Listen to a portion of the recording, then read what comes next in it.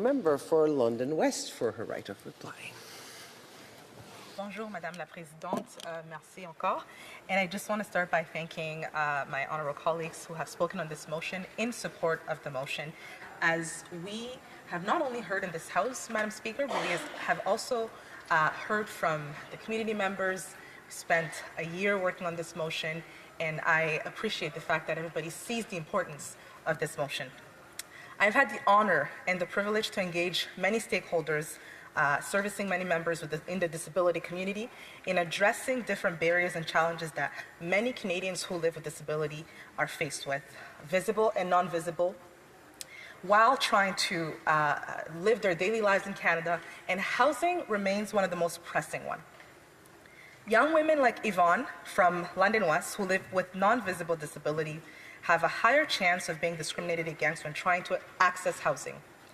And when they do get that housing that they're looking for, it doesn't always meet the disability needs that they are experiencing. Kate is a senior living in Toronto with her husband in a condo. She also mentioned to me how hard it has been for her and her husband to find an accessible unit that adequately responds to her needs to avoid falls, ambulance calls, and hospitalization. And I think that we simply need to do better by Kate and her husband.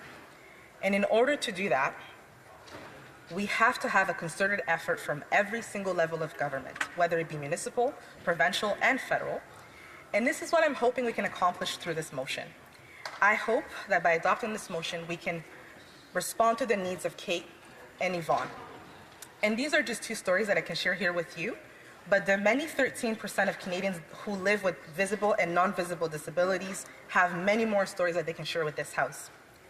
Additionally, we found that individuals living with disabilities experience a lot of poverty. Over 30% of adults with disabilities live in rental housing, and almost 45% of that group now live in low income compared to 25% of Canadians with non-disabilities. The National Housing Strategy is one of the greatest tools that our government has used to create and support the well-being of Canadians by providing affordable housing. And going a step further to build affordable and accessible housing is not only going to transform the well-being of Canadians, but it is also going to keep this country as a leader in servicing Canadians.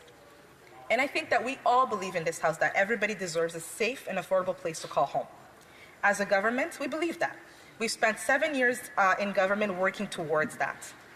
Last week, the Prime Minister launched a Housing Accelerator Fund helping to create more than 100,000 homes across the country, and removing barriers to building more homes, including my motion, will aim to remove the barriers and achieve accessibility for inclusive housing for all those living with non-visible disabilities.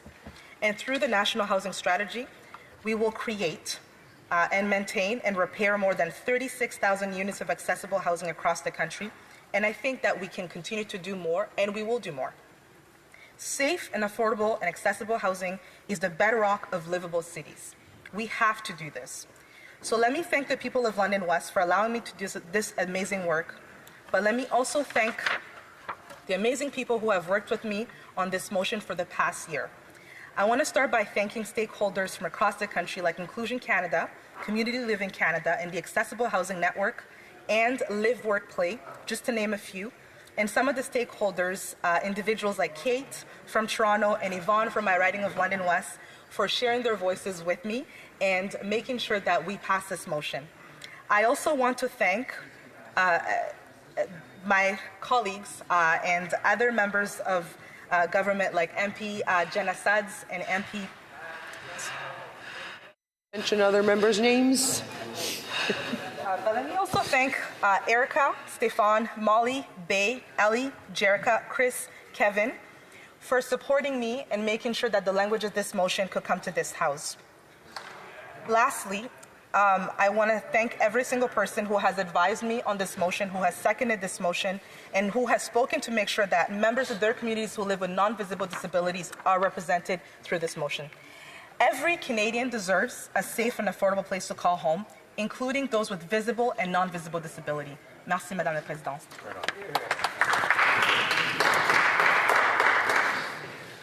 La question est la suivante. Madame Kayabag, appuyée par Madame Sodds, propose que, de l'avis de la Chambre, le gouvernement devrait continuer de travailler en consultation avec des représentants des gouvernements